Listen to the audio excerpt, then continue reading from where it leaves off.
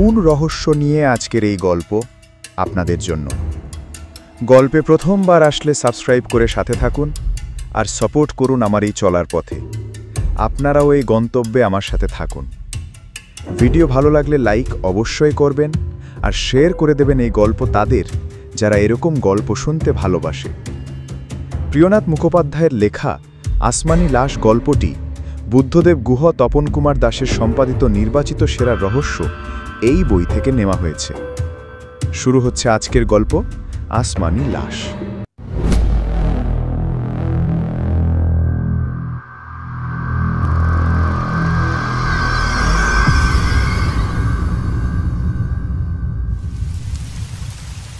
বর্ষাকাল।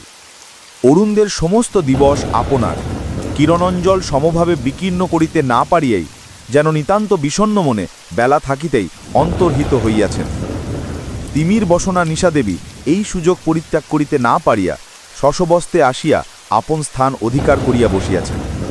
পবনাদেরও সেই সময় টিপি টিপি বৃষ্টির সহিত উপস্থিত হইয়া রহিয়া রহিয়া গর্জন করিতেছেন।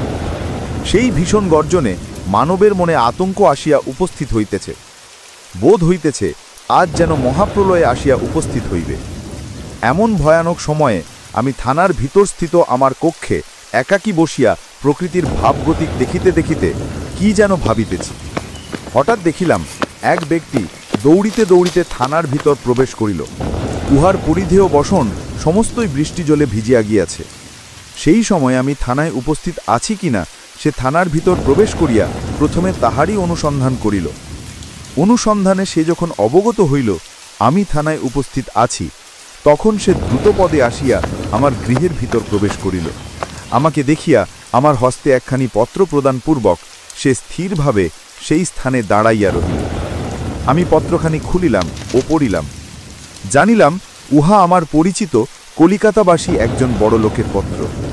এই পত্র যাহার দ্বারা লিখিত তাহার নাম আমি গোপনে রাখিব, কারণ যে বিষয়ে বর্ণন করিতে আজ আমি প্রবৃত্ত তাহার ভিতর লজ্জাজনক রহস্য অনেক আছে। সুতরাং তাহার নাম উল্লেখপূর্বক জনসমাজে তাহাকে অবমানিত করিতে আমার বাসনা নাই। বিশেষত তিনি আমার বিলক্ষণ পরিচিত। যাহা হোক, ওই পত্র পাঠ করিয়া বিশেষ কিছুই বুঝিতে পারিলাম না। পত্রবাহককে জিজ্ঞাসা করায় সে কোনো কথার উত্তর প্রদান করিতে সমর্থ হইল না, বা ইচ্ছা করিয়া আমার নিকট তখন কোনো কথা প্রকাশ করিল না। ওই পত্রে লেখা ছিল, আমি সবিশেষ বিপদগ্রস্ত। পত্র পাঠ মাত্র পত্রবাহক সহিত এখানে আসিয়া বাধিত করিবেন। এখানে আসিলে সমস্ত বিষয় অবগত হইতে পারিবেন। এক কথায় আমি নিতান্ত বিপদাপন্ন জানিবেন।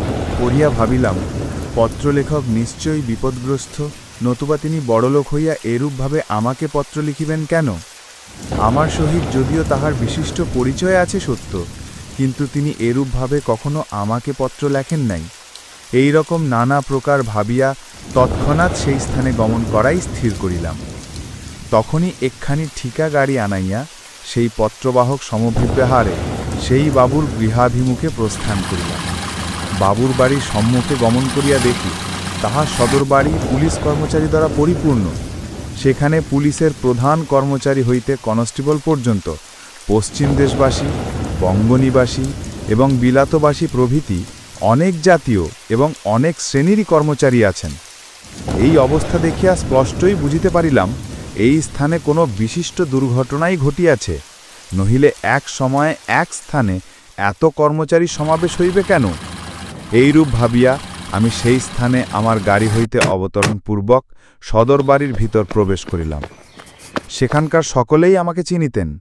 আমাকে দেখিবা মাত্র একজন প্রবীণ কর্মচারী কহিলেন, এত শীঘ্র তুমি এখানে কি প্রকারে আসিতে সমর্থ হইলে? এখনো বোধ হয় 10 মিনিট অতীত হয় নাই। তোমাদিগের সাহায্য পাইবার নিমিত্ত আমি পত্র প্রেরণ করিয়াছি। এই অল্প সময়ের মধ্যে তুমি কি রূপে এখানে আসিতে সমর্থ হইয়াছে? উত্তরে আমাকে মিথ্যে কথা কহিতে হইল। এই স্থানে বিনা কারণে যে কেন আমাকে মিথ্যে কথা কহিতে হইল তাহার উত্তর প্রদান করিতে আমি অপারগ। শ্রোতাগণের মধ্যে যদি কোনো পুলিশ কর্মচারী থাকেন, তাহা হইলে তিনি এই মিথ্যে কথার তাৎপর্য বুঝিতে পারিবেন। সাধারণ শ্রোতাদের পক্ষে তাহা বুঝিতে পারা অসম্ভব হইলেও আমি প্রকাশ করিতে পারিলাম না। যাহা হোক, উত্তরে কহিলাম, আমি অন্য কর্মে কোন স্থানে গমন করিয়াছিলাম। এই পথ দিয়া প্রত্যাগমনকালে দেখিলাম আপনারা সকলেই এই স্থানে। এখানে আবার কি নূতন ঘটনা ঘটিল, তাহাই দেখিবার নিমিত্ত এই স্থানে আসিয়া উপস্থিত হইয়াছি। আসিয়াছ ভালোই হইয়াছে, আর প্রত্যাগমন করিবার প্রয়োজন নাই। এখন একবার সবিশেষ চেষ্টা করিয়া দেখো দেখি, যদি ইহার কোনো উপায় বাহির করিতে সমর্থ হও। যেরূপ অবস্থা দেখিতেছি, তাহাতে সহজে যে ইহার কোনো কথা বাহির করিতে পারা যাইবে, তাহার বিশেষ সম্ভাবনা দেখি না। একে বড় লোকের বাড়ি, তাহাতে অনুসন্ধানের প্রথম হইতেই আমাদিগর পশ্চাৎ পশ্চাৎ 4-5 জন উকিল ফিরিতেছেন। তাহার উপর যাহাদের নিকট এই বিষয়ের কোনো কথা পাইবার সম্ভাবনা, তাহাদিগকে স্পষ্টরূপে কোনো কথা জিজ্ঞাসা করিবার উপায় নাই, কারণ তাহারা সকলেই অন্তঃপুর আবদ্ধা স্ত্রীলোক। এরূপ অবস্থায় কি করা যাইতে পারে? আমাদিগর দ্বারা যাহা হইবার তাহা বোধহয় হইয়াছে। এখন তুমি একটু চেষ্টা করিয়া দেখো দেখি। তুমি অনেক মোকদ্দমার অনুসন্ধান করিয়াছ এবং অনেক সূত্রবিহীন মোকদ্দমায় যশলাভও করিয়াছ। এখন দেখো দেখি, ইহারও যদি কোনো প্রকার সমাধান করিয়া উঠিতে পারো। সেই সময় উপর হইতে একজন দারবান আসিয়া আমাকে কহিল, বাবু আপনার প্রতীক্ষায় বৈঠকখানায় বসিয়া আছেন। আপনাকে সেলাম দিয়েছেন ও বলিয়া দিয়েছেন, তাহার সহিত প্রথম সাক্ষাৎ করিয়া পরিশেষে দেই বিষয়ের অনুসন্ধানে নিযুক্ত হন। তুমি বাবুকে বলো, আমি এই বাক্সটি একবার দেখিয়া তাহার নিকট গমন করিতেছি। আমার কথা শ্রবণ করিয়া দারোবান এক লম্বা সেলাম করিয়া সেই স্থান পরিত্যাগ করিল। পূর্বকথিত বাক্সটি দেখিবার নিমিত্ত আমি উহার নিকট গমন করিলাম। দেখিলাম উহা একটি উচ্চ টিনের বাক্স, 4 ফুট লম্বা, 2.5 ফুট চওড়া ও 2.5 ফুট উচ্চ। উহার গা চাবি ভাঙা। তালা খুলিলাম, দেখিলাম উহার ভিতর হাত পা মোড়া একটি স্ত্রীলোকের মৃতদেহ। সেই মৃতদেহ এরূপভাবে পড়িয়া গিয়াছে যে তাহাতে হস্ত প্রণান করিলে মাংস ও চর্ম উঠিয়া যায়। সেই হইতে মস্তক বিভিন্ন, মুখ বিকৃত, চক্ষু গলিয়া গিয়াছে। সেই মৃতদেহ হইতে এরূপ দুর্গত বাহির হইতেছে যে কাহার সাধ্য সেই স্থানে তিলার্ধকাল দণ্ডায়মান থাকিতে সমর্থ হয়। সেই মৃত্যুনে দেখিয়া বলা সহজ নহে যে সে কাহার মৃতদেহ। একখানি কাল পেড়ে সাটার দ্বারা সেই দেহের কতল অংশ আবৃত। শরীরে কোনো অলঙ্কার নাই, কেবলমাত্র বাম হস্তে একগাছি লোহার টিকল চুড়ি রইয়াছে। মৃতদেহ সম্বলিত সেই টিনের বাক্সের অবস্থা দেখিয়া পূর্বোক্ত কর্মচারীর নিকট প্রত্যাগমন করিলাম। দেখিছি মহাশয়, কিন্তু দেহের যেরূপ অবস্থা ঘটিয়াছে তাহাতে ওই দেব শনাক্ত হওয়া একেবারেই অসম্ভব। কাহার দেহ জানিতে না পারিলে বা ইহার অনুসন্ধান কি রূপে হইতে পারে? যাহা হোক, ইহার অবস্থা কি, ইহা কোথায় পাওয়া গেল? মৃতদেহ সহিত ওই বাক্স এই বাবুর বাড়ির অন্তপুরের মধ্যে পাওয়া গিয়েছে। বাড়ির লোক কি বলিতেছেন? তাহারা বলিতেছেন, তাহার কেহই বলিতে পারেন না যে উহা কিরূপে তাহাদিগের বাড়ির ভিতর আসিল। বাড়ির কোনো স্ত্রীলোক অনুপস্থিত হয় নাই কি? ইহারা বলিতেছেন, সকলেই উপস্থিত আছে, অনুপস্থিত কেহই নাই। কোনো নূতন স্ত্রীলোক সম্প্রতি এ বাড়িতে আসিছিল কিনা সে বিষয়ে অনুসন্ধান হইয়াছে কি? অন্য কোনো স্ত্রীলোকের এ বাড়িতে আসিবার কথা কেহি বলেন না। সাহেবের নিকট এই কয়েকটি কথা শ্রবণ করিয়া আমি বাবুর সহিত সাক্ষাৎ করিবার নিমিত্ত উপরের বৈঠকখানায় গমন করিলাম। দেখিলাম বাবু সেই স্থানে নিতান্ত দুঃখিত ও চিন্তিত অন্তঃকরণে বসিয়া আছেন। 2 জন উকিল ও পাড়ার আরও 5-7 জন ভদ্রলোক সেই স্থানে উপবিষ্ট। সকলেই ভাবনায় নিবিষ্ট, কাহারও মুখে কোনো প্রকার কথা নাই। সকলেই নিস্তব্ধ ও বাক্যশূন্য। আমাকে দেখিবা মাত্র বাবু সসম্ভ্রমে গাত্রোত্থান করিয়া অভিবাদনপূর্বক তাহার নিকট বসাইলেন। আমি সেই স্থানে উপবেশন করিলে বাবু কহিলেন, মহাশয়, আমি বড়ই বিপদগ্রস্ত। তাহা তো দেখিতেছি, কিন্তু আপনি এরূপ চিহ্নিত হইবেন না। আমি এখানে উপস্থিত থাকিতে আপনাকে বা আপনার পরিবারস্থ কাহকে সহজে বিপদে পড়িতে হইবে না। দেখুন, যদি আপনি আমাকে এই বিপদ হইতে রক্ষা করিতে পারেন, তাহা হইলে চিরকাল আপনার নিকট কৃতজ্ঞতা পাশে আবদ্ধ থাকিব। এখন বলুন দেখি, কোন উপায় অবলম্বন করিলে এই বিপদ হইতে উদ্ধার পাইতে পারি? সমস্ত উপায়ে আমি বলিয়া দিব ও নিজেও আপনার উদ্ধারের চেষ্টা দেখিব। এখন ইহার অবস্থা কি বলুন দেখি। আমি এখনও কিছুই অবগত হইতে সমর্থ হই নাই। সকল কথা আগাগোড়া না শুনিয়া আমি কি পরামর্শ দিব? ইহার অবস্থা অধিক কিছুই আমি অবগত নহি। যে সামান্যরূপ জানি তাহাই আপনাকে বলিতেছি। প্রায় 2-3 দিবস হইতে বাড়ির ভিতরে কেমন দুর্গন্ধ বাহির হয়। কিসের দুর্গন্ধ তাহা প্রথমে ঠিক করিতে পারা যায় নাই। এই 3 দিবস পর্যন্ত বাড়ির ভিতর ও বাহিরের নিকটবর্তী স্থান সকল সবিশেষ রূপে অনুসন্ধান করা হয়, কিন্তু কোথা হইতে এই দুর্গন্ধ বাহির হইতেছে তাহার সামান্যমাত্র সন্ধান পাওয়া যায় নাই। অদ্য সেই দুর্গন্ধ এরূপ প্রবল হইয়াছিল যে বাড়ির ভিতর কেহই থাকিতে সমর্থ হন নাই। সেই সময় পুনরায় সবিশেষ রূপে অনুসন্ধান আরম্ভ হইয়াছিল। অনুসন্ধান করিতে করিতে বোধ হইল যেন উপরকার একটি গৃহের ভিতর দুর্গন্ধ অধিক। তাহাতে আমাদের সকলেরই মনে সন্দেহ হয় যে উক্ত গৃহের ভিতর কিছু না কিছু দ্রব্য পচিয়া দুর্গন্ধ বাহির হইতেছে। সেই গৃহের ভিতর উত্তমরূপে অনুসন্ধান করায় একটি টিনের বাক্সে অতিশয় পচা গন্ধ অনুভূত হয়। তখন সেই বাক্স বন্ধ ছিল। উহার চাবি অন্বেষণ করিলাম, কিন্তু সেই বাক্স আপনার বলিয়া কেহই স্বীকার করিল না। কাজেই উহার চাবি না পাওয়ায় সেই বাক্স বাহির বাড়িতে আনা হইল। একজন কর্মকারকে ডাকাইয়া যখন সেই বাক্স ভাঙা হইল, তখন দেখা গেল যে উহার ভিতর ওই মৃতদেহ ঐরূপ অবস্থাতেই রইয়াছে। তখন কি করা কর্তব্য কিছুই স্থির করিতে না পারিয়া পুলিশে সংবাদ পাঠাইয়া দিলাম। সংবাদ প্রাপ্তি মাত্র এই সকল পুলিশ আসিয়া অনুসন্ধান করিতেছেন। তাহারা বলিতেছেন আমরাই এই খুন করিয়াছি।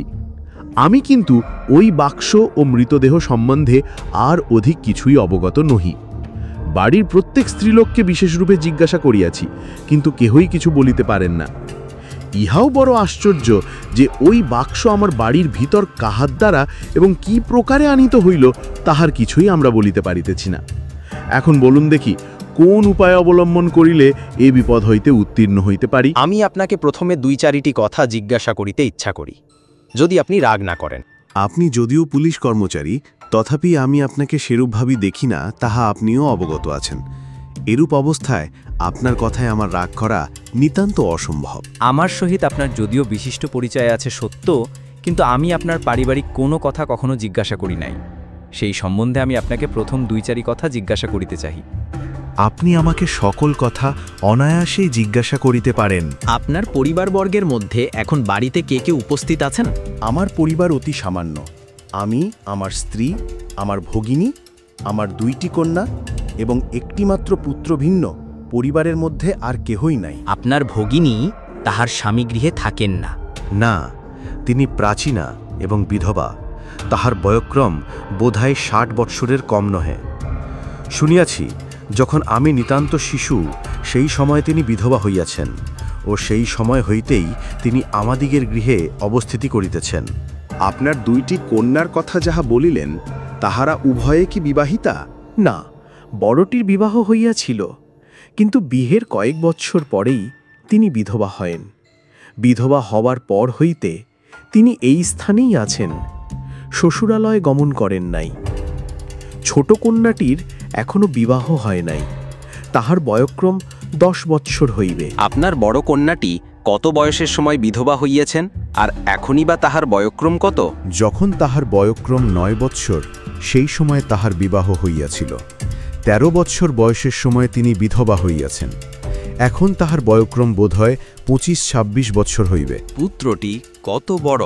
ছোট কন্যার ছোট, বোধহয় 6-7 বৎসর তাহার বয়ক্রম হইবে। আমি যে কয়েকটি স্ত্রীলোকের কথা কহিলেন, তাহারা সকলেই এখন বাড়িতে উপস্থিত আছেন কি? আপনি যে কয়েকজনের কথা বলিলেন, তদ্ব্যতীত আর কে কে আপনার বাড়িতে আছেন? একটি ব্রাহ্মণ ও একজন ব্রাহ্মণী, ইহারা উভয়ে রন্ধন করেন। 4 জন চাকরানী বাড়ির প্রয়োজনীয় কার্যে এবং বালক বালিকার সেবার জন্য নিযুক্ত থাকে। 2 জন চাকর আমার কর্মের নিমিত্ত সর্বদা ব্যস্ত থাকে, ও 2 জন ধারবান দেউড়িতে বসিয়া থাকে। ইহা ব্যতীত আর কেহই আমার বাড়িতে থাকে না। এই চাকর চাকরানী এবং দারোবানগণের মধ্যে অন্দরমহলে কোন কোন ব্যক্তির গমনের অধিকার আছে? দারবান ব্যতীত আর কাহারও অন্দরমহলে যাইবার কোনো বাধা নাই। চাকর চাকরানীদিগের মধ্যে সকলেই কি রাত্রিতে বাড়ির ভিতর থাকে, না বাহিরে তাহাদিগের আপন আপন বাসায় গমন করে? না, কেহই বাহিরে থাকে না, সকলেই আমার বাড়িতে থাকে। ইহার মধ্যে অন্য কোনো স্ত্রীলোক আপনাদিগের আত্মীয়াই হউন বা চাকর চাকরানীদিগের পরিচিতাই হোক, এখানে আগমন করিয়াছিলেন কি? আমি যতদূর অবগত আছি, তাহাতে আমার বাড়িতে 1 মাসের মধ্যে নেই আগমন করে নেই। বাবুকে এই কয়টি কথা জিজ্ঞাসা করিয়া যে গৃহে সেই বাক্স পাওয়া গিয়েছিল সেই গৃহটি একবার দেখিবার ইচ্ছা প্রকাশ করিলাম। আমার প্রস্তাবে বাবু সম্মত হইলেন। অন্দরের ভিতর যে স্থানে সেই বক্স পাওয়া গিয়েছিল সেই স্থানে বাবু ও আমি গমন করিলাম। বাড়ির উত্তর অংশে দোতলার ওপর কেবল 3টি মাত্র গৃহ আহে। পূর্ব দিকের গৃহটিতে বাবুর ভগিনী থাকেন। উহার সংলগ্ন পশ্চিম পার্শ্বর গৃহে কেহই শয়ন করেন না। উহার ভিতর কতগুলি বাক্স ও সিন্দুক আছে, কতগুলি কাপড় ও তৈজসপত্র দ্বারা সেইগুলি পরিপূর্ণ। সেই গৃহেই মৃতদেহ সহিত উক্ত বাক্স পাওয়া যায়। সেই গৃহের পশ্চিমে যে কুঠারি, তাহাতে থাকেন বাবুর সেই বিধবা কন্যা। এই কোঠারির পশ্চিমে অথচ উহার সহিত সংলগ্ন একটি ছাদ আছে। উহা প্রায় 5 ফুট উচ্চ প্রাচীর দ্বারা বেষ্টিত। সেই ছাদের উপর কেহ দণ্ডায়মান হইলে বাহির হইতে কেহই দেখিতে পায় না। এই গৃহশ্রেণীর পশ্চাতেই খিড়কির বাগান ও সম্মুখে উঠান। উঠানে দক্ষিণে সেই প্রকারে 3টি গৃহ। বাবু ও তাহার স্ত্রী দ্বারা সেইগুলি অধিকৃত। ইহাই অন্দরমহল। বাড়ির এই অবস্থা দেখিয়া আমরা পুনরায় বাহিরে আসিলাম। বাবুকে কহিলাম, আপনার ভাবিবার কোনো আবশ্যক নাই। যাহাতে আপনি কোনরূপে বিপদগ্রস্ত না হন, আমি তাহার সবিশেষ চেষ্টা করিব। অথচ বিধিক্ত আমি এই বিষয়ের রহস্যোদ্ঘাটন করিতে কোনো ক্রমে সমর্থ হই কিনা। আমার কথা শ্রবণ করিয়া বাবু একটু আশ্বস্ত হইলেন ও আমাকে বহু ছবি অনুনয়ে বিনয় করিতে লাগলেন। যতদূর পারি আমি তাহার সাহায্য করিব প্রতিজ্ঞা করিয়া সেই স্থান হইতে নিচে আসিলাম। যে স্থানে অন্যান্য কর্মচারীগণ ছিলেন, আমিও সেই স্থানে উপবেশন করিলাম। এই বিষয়ের অনুসন্ধান করিবার নিমিত্ত কোন কর্মচারী কোন উপায় অবলম্বন করেন তাহাই দেখিবার নিমিত্ত কিয়ৎক্ষণ সেই স্থানে বসিয়া রহিলাম। দেখিলাম সকলেই আমার মতো অন্ধকার পথে বিচরণ করিতেছেন। কেহই ভাবিয়া কোনো কথা স্থির করিতে পারিতেছেন না, বা কোনো পথ অবলম্বন করিতেও সমর্থ হইতেছেন না। সেই স্থানে বসিয়া বসিয়া কিয়ৎক্ষণ ওই সকল দেখিলাম।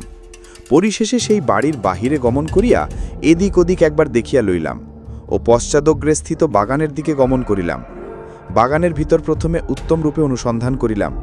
সেই পুরাতন লতাগুষ্মের ভিতর ভালোরূপে দেখিলাম, কিন্তু কোনো স্থানে এমন কিছুই দেখিতে পাইলাম না যে যাহার দ্বারা মনের ভিতর কোনো প্রকার সন্দেহের আবির্ভাব হইতে পারে।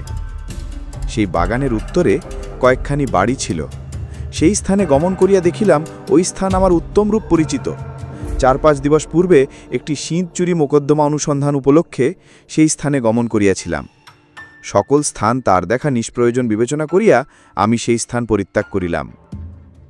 এই হত্যা কাহার দ্বারা সম্পন্ন হইয়াছে সেই অনুসন্ধানে প্রবৃত্ত হইবার পূর্বেই আমাদিগের দেখা উচিত এই মৃতদেহ কাহার। এ কাহার মৃতদেহ ঔহা কোথা হইতেই বা আমৃত হইল, ইহা যদি জানিতে পারা না যায়, তাহা হইলে এইরূপ অবস্থায় এরূপ হত্যাকাণ্ডের সন্ধান হওয়া একেবারেই অসম্ভব। বাড়ির চাকর চাকরানী, ব্রাহ্মণ ব্রাহ্মণী প্রভৃতি সকলকেই সবিশেষ রূপে জিজ্ঞাসা করা হইল। দ্বারবান্দিগকেও জিজ্ঞাসা করিতে বাকি থাকিল না, কিন্তু কেহই কোনো কথা বলিতে পারিল না বা বলিল না। সেই মৃতদেহ যে কাহার তাহার কোনো সন্ধানই হইল না। সেই বাড়ির চতুষ্পার্শ্বস্থিত সকল ব্যক্তিকেই সেই মৃতদেহ দেখানো হইল, সকলকে জিজ্ঞাসাও করা হইল, কিন্তু সেই মৃতদেহ যে কাহার তাহা কেহই বলিতে পারিল না। সেই মৃতদেহ কাহার যে বলিয়া দিতে পারিবে, সে গভর্নমেন্ট হইতে 50 টাকা পারিতোষিক প্রাপ্ত হইবে। এইরূপ ঘোষণা চারিদিকে ঘোষিত হইল। ভিন্ন ভিন্ন কর্মচারী ভিন্ন ভিন্ন দিকে প্রেরিত হইলেন। সকলেই অনুসন্ধান করিতে লাগিলেন যে কোন স্ত্রীলোক কোন স্থান হইতে হঠাৎ আন্তর্হিত হইয়াছে কিনা, কিন্তু অনুসন্ধানে কোনো ফলই ফলিল না। কেহেই এইরূপ কোনো সন্ধান প্রাপ্ত হইলেন না যাহার দ্বারা এই মকদ্দমার কোনরূপ সন্ধান হইতে পারে। মৃতদেহ যেরূপভাবে পচিয়া গিয়াছে তাহা যে কেহ চিনিতে পারিবে সে আশা করা অন্যায়। কাজেই সেই মৃতদেহের সংস্কার যে কিভাবে হবে তা চিন্তার বিষয়। মৃতদেহের মধ্যে থাকিল উহার পরিহিত একটি বস্ত্র এবং সেই টিনের বাক্স। ইহার পূর্বে আমি অনেক মকদ্দমায় অনুসন্ধান করিয়াছি, ঈশ্বরানুগ্রহে অনেক মকদ্দমার গুপ্ত বিষয় বাহির করিতে সমর্থও হইয়াছি, কিন্তু এবার মেরূপ বিপদ দেখিতেছি, সেইরূপ বিপদে আর কখনো পড়ি নাই। সে সকল অনুসন্ধানের পূর্বে একটি না একটি এমন সামান্য সূত্রও পাওয়া গিয়াছে যাহার দ্বারা পরিশেষে সেই মকদ্দমায় আদ্যন্ত ঘটনা প্রকাশ হইয়াছে। এবার কিন্তু সেরূপ কোনো সূত্রই বাহির হইতেছে না যাহার অবলম্বনপূর্বক অনুসন্ধানে প্রবৃত্ত হওয়া যায়। তথাপি অনুসন্ধানের ত্রুটি হইল না। যিনি যেরূপ বিবেচনা করিলেন তিনি সেই রূপেই অনুসন্ধান করিতে আরম্ভ করিলেন। সেই বাড়িতে কেহই কোনো প্রকার সন্ধানপ্রাপ্ত হইলেন না। পরদিবস প্রাতকালে সেই স্থানে উপবেশনপূর্বক মনে মনে চিন্তা করিতেছি এখন কোন উপায় অবলম্বন করি। এমন সময় হঠাৎ আমার মনে উদয় হইল যে সেই মৃতদেহে যে বস্তু পাওয়া গিয়াছে তাহার আহিকালে পাইতে সমর্থ হই নাই। উক্ত বস্ত্র যদি পুরাতন হয় তাহা হইলে তাহা ধোপার ঘরে গমন করিয়াছিল। অতবিভাতে যদি কোনো মার্কা থাকে তাহা হইলে অনুসন্ধানের একটি পথ পাওয়া যাইতে পারে। যদি কোনো প্রকারে সেই ধোপার অনুসন্ধান পাই তাহা হইলে সে নিশ্চয়ই বলিতে পারিবে কাহার বস্ত্রে সে ওই প্রকার মার্কা দিয়া থাকে। আর বস্ত্রের অধিকারী যদি প্রাপ্ত হওয়া যায় তাহা হইলে সেই মৃতদেহ কাহার তাহা স্থির হইবে এবং হয়তো এই হত্যাকাণ্ডের নায়কও বাহির হইয়া পড়িবে। মনে মনে এই প্রকার ভাবিয়া সে বস্ত্রখানি সেই স্থানে আনাইলাম। কিন্তু যখন ইহা উত্তমরূপে পরীক্ষা করিয়া দেখিলাম তখন আমার মনের সকল আশা তিরোহিত হইল। যে ভরসায় বুক বাঁধিয়া অনুসন্ধানে অগ্রসর হইব ভাবিয়াছিলাম, এখন সেই ভরসা মন হইতে সুদূরে পলায়ন করিল। দেখিলাম উষ্ণ বস্ত্রখানি কোড়া ধোপের ফরাস ডাঙার শাড়ি। উহাতে ধোপার মার্কা প্রভৃতি এমন কিছুই নাই যে যাহাতে আমাদিকে অভীষ্ট সিদ্ধির উপায় হইতে পারে। এইখানে সুদ্ভাবিত পন্থা বিফল হইয়া গেল। পুনরায় সেই স্থানে বসিয়া বসিয়া ভাবিতে লাগিলাম, আর অনুসন্ধানের মূর্তি কিছু রূপান্তর ধারণ করিল। বোধ হইতে লাগিল যেন সকলেই আজ বাবুর বিরুদ্ধে দণ্ডায়মান। সকলেই সন্দেহ করিতেছেন এ হত্যা বাবু দ্বারা সম্পন্ন হইয়াছে, বা ইহার প্রকৃত অবস্থা তিনি উত্তমরূপে অবগত থাকিয়াও ইচ্ছাপূর্বক গোপন করিতেছেন। আমি বাবুকে গুরুতর রূপে জানিতাম। উনি যে কি প্রকৃতির লোক তাহা আমার নিকটে অবিদিত ছিল না। সুতরাং আমি তা পর সরাতে রহিলাম। এই কার্য বালু দ্বারা কোনো প্রকারেই সম্পন্ন হইতে পারে না। কিন্তু আমার কথায় কেহই কর্ণপাত করিলেন না। আমার বিশ্বাস আমাক বলিয়া সকলে উড়াইয়া দিলেন। বাবুকে লইয়াই অতপর অনুসন্ধান আরম্ভ হইল। নানা দিক হইতে নানা প্রকারের কথা তাহাকে জিজ্ঞাসা করা হইতে লাগিল। আমার কিন্তু এই সকল ভালো লাগিল না। আমি সেই স্থান হইতে উঠিয়া যে স্থানে চাকরানী কয়েকবান ছিল সেই স্থানে গমন করিলাম। ভাবিলাম চাকরানীদিগকে একবার উত্তমরূপে পরীক্ষা করিয়া দেখি, যদি তাহাদিগর ভিতর হইতে হঠাৎ কোনো কথা বাহির হইয়া পড়ে। এইরূপ ভাবিয়া কামিনী নামী চাকরানীকে প্রথমে অন্তবাগে লইয়া গেলাম। তাহাকে অনেক রূপ জিজ্ঞাসা করিলাম। বাবুর পরিবারবর্গের মধ্যে কাহার কি প্রকার চরিত্র তাহা জানিবার সবিশেষ চেষ্টা করিলাম, কিন্তু সকলের চরিত্রই ভালো বলিয়া সে একে একে কথা করিল। আর কহিল সেই বাড়িতে তাহার কোনো আই বা অপর কাহারও পরিচিত দিনের 10-15 দিবসের মধ্যে আইসে নাই। কেবল 1 মাস পূর্বে বামাঝিয়ের একটি নাতিনী দেশ হইতে আসিয়া তাহার নিকট 2 দিবস মাত্র ছিল। পরিশেষে কোথায় তাহার চাকরি হওয়ায় সেই স্থানে গমন করিয়াছে। কামিনীর কথা শেষ হইলে তাহাকে একটু দূরে রাখিয়া বামাকে ডাকিলাম। বামাকে অনেক কথা জিজ্ঞাসা করায় তাহারও নিকট হইতে প্রথমে কোনো কথা পাইলাম না। পরিশেষে তাহাকে কহিলাম, বামা, এখন তুমি আর মিথ্যা কথা কহিও না। কামিনী আমাকে সমস্ত বলিয়া দিয়াছে। তোমার নাতিনী তাহাকেই তো মারিয়া বাক্সের ভিতর পুরিয়া রাখিয়াছ। আমার নাতিনী আসিয়া এই স্থানে 2 দিবস ছিল মাত্র, সেও 1 মাস পূর্বে।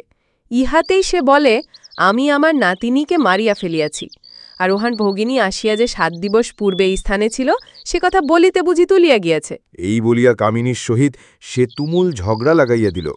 আমি সেই স্থানে দাঁড়াইয়া দাঁড়াইয়া উহাদিগের ভাবগতিক দেখিতে লাগিলাম এবং বিশেষ মনোযোগের সহিত উহাদিগের ঝগড়াও গণিতে লাগিলাম। এত ঝগড়া হইলেও কামিনী কিন্তু তাহার ভগিনীর সেই স্থানে আগমনের কথা কোনো ক্রমেই স্বীকার করিল না। ইহাতে কামিনীর অপর আমার বড়ই সন্দেহ উপস্থিত হইল। আমি এই ঘটনা অপর সকলকেই কহিলাম। সকলেই এই কথা শ্রবণ করিয়া বিস্মিত হইলেন। বাবুকে ছাড়িয়া দিয়া তখন সকলেই আসিয়া সেই কামিনী চাকরানীর ওপর পড়িলেন। নামাই গোলযোগে বহির্গত হইয়া গেল। কিছু শীঘ্রই তাহার নাতিনীর সহিত ফিরিয়া আসিয়া কহিল, মহাশয়, আমি আমার নাতিনীকে এই হাজির করিলাম। এখন কামিনী উহার ভগিনীকে আনুক।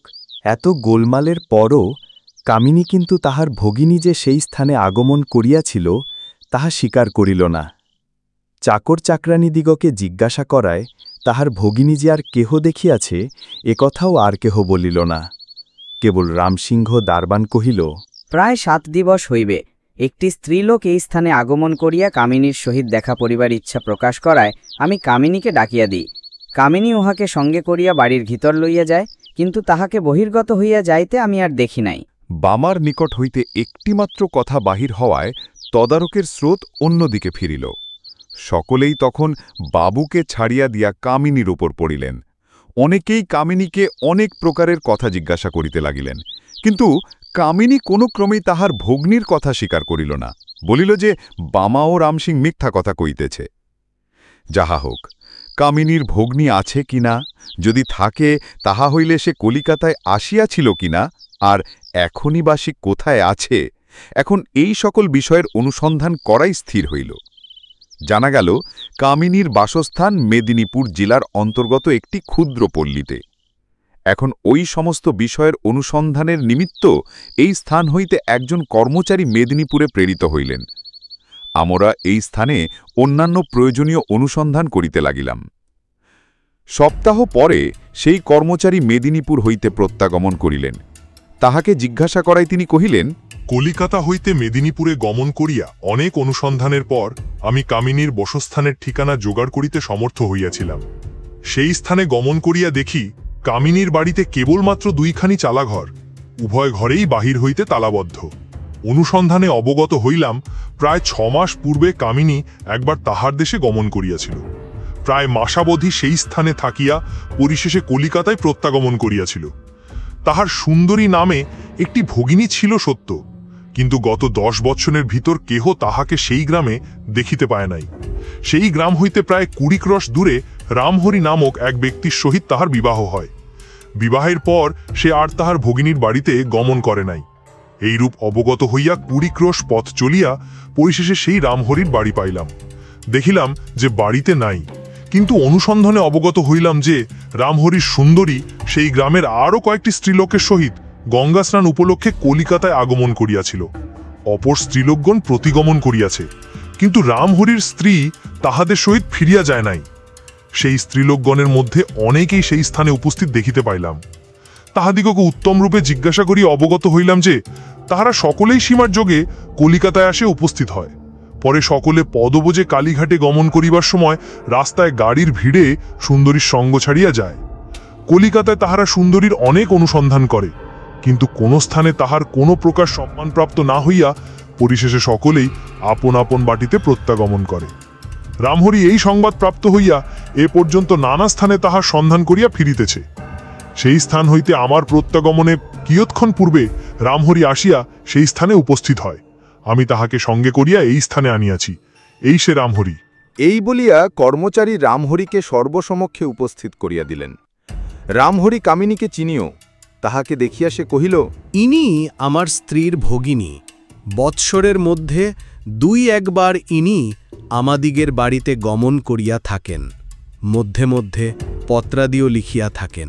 কামিনী শুনিল তাহার ভগিনী গঙ্গা স্নান উপলক্ষে কলিকাতায় আসিয়াছিল, আর দেশে প্রত্যাগমন করে নাই।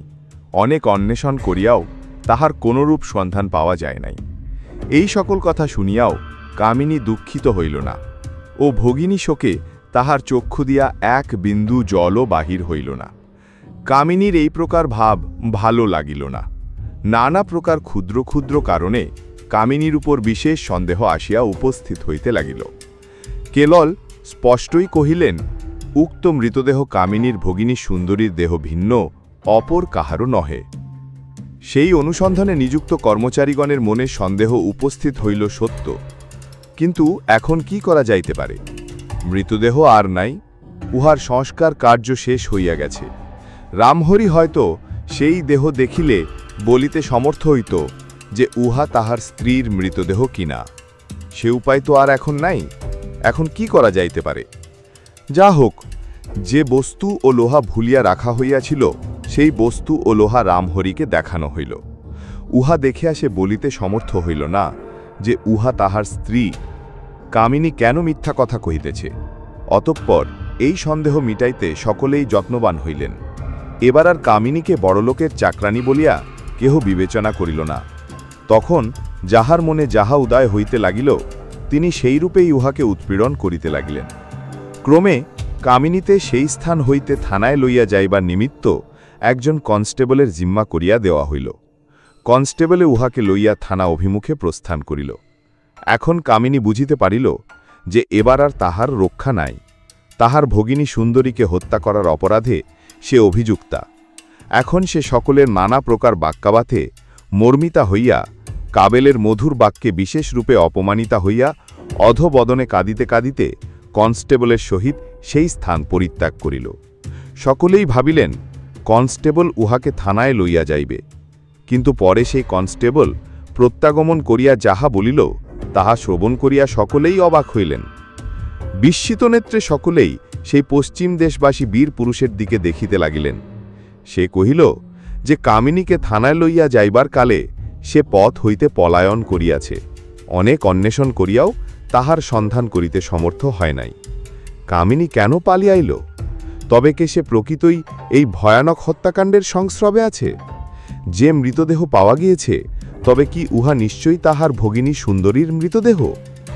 আরও দেখা যাইতেছে সেই মৃতদেহ যাহার, তাহার স্বামী এখনো বর্তমান। যদি সে বিধবা বা অবিবাহিতা হইত তাহা হইলে তাহার বামহস্তে সেই লৌহচুরি কখনোই থাকিত না।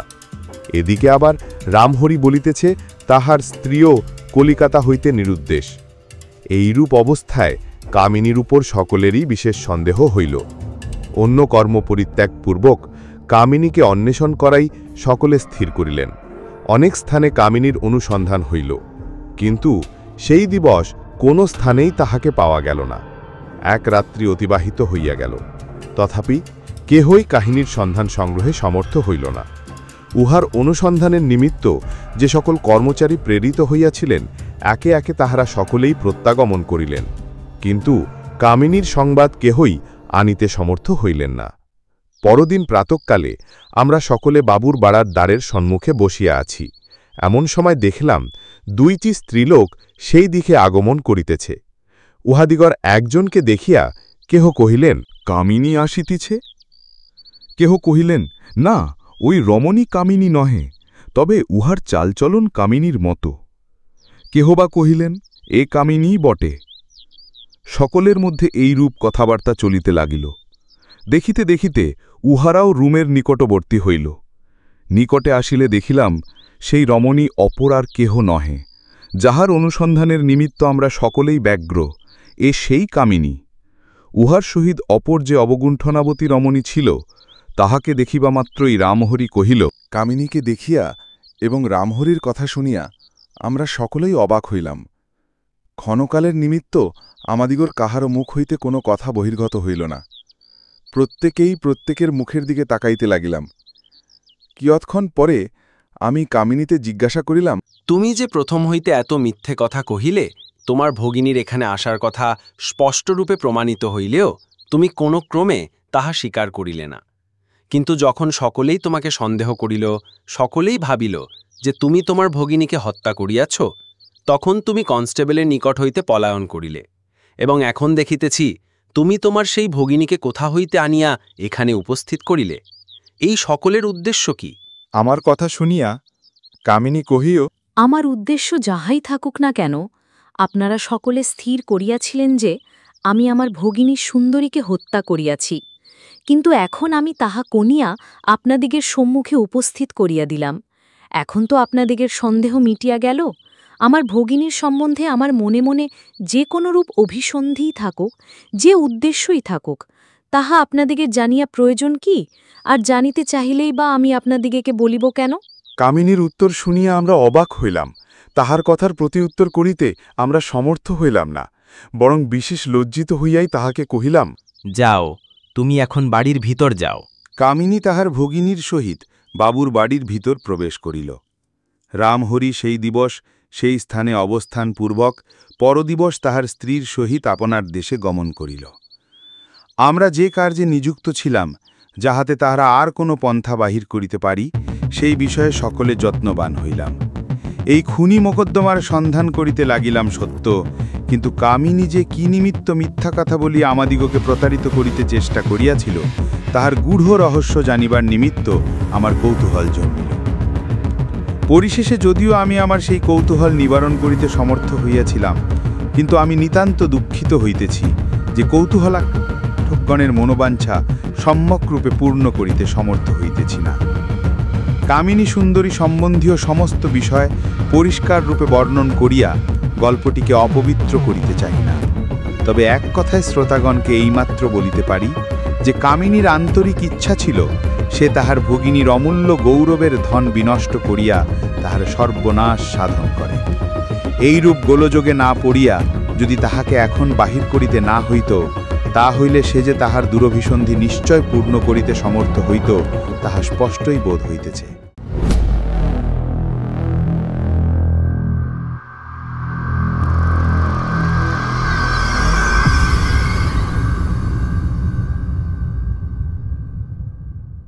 শুনছিলেন প্রিয়নাথ মুখোপাধ্যায়ের লেখা গল্প আসমানি লাশ। কি গল্প ভালো লাগছে তো? আমার কাজ যদি ভালো লাগে আর এই পর্যন্ত যদি গল্প শুনে থাকেন, অবশ্যই সাবস্ক্রাইব করবেন এবং আমার কাজকে সমর্থন করতে লাইক আর শেয়ার করবেন। এছাড়াও আপনারা এই গল্প শুনে আপনাদের মতামত কমেন্ট করে জানাতে পারেন। আরও জানাতে পারেন আমার কোথায় কোথায় পরিবর্তন বা ঠিকঠাক করা দরকার। আমি সাধ্যমতো সেটা ঠিক করার চেষ্টা করব। তাহলে বাকি গল্প শোনা যাক।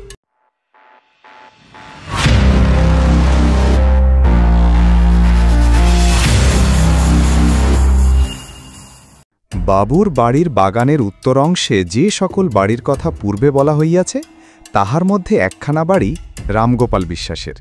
রামগোপাল কলিকাতায় থাকেন না, ময়মনসিংহ অঞ্চলে কন্ট্রাক্টের কর্ম করেন। রামগোপালের বৃদ্ধা জননী এবং একমাত্র যুবতী ভার্যা, এই দুইজনে এই বাড়িতে সর্বদা থাকেন। রামগোপাল বৎসরের মধ্যে ২-৩ বার বাড়িতে আসিয়া ১০-৫ দিবস অতিবাহিত করেন না। সপ্তাহ অতীত হইল, রামগোপাল বাড়িতে আগমন করিয়াছেন।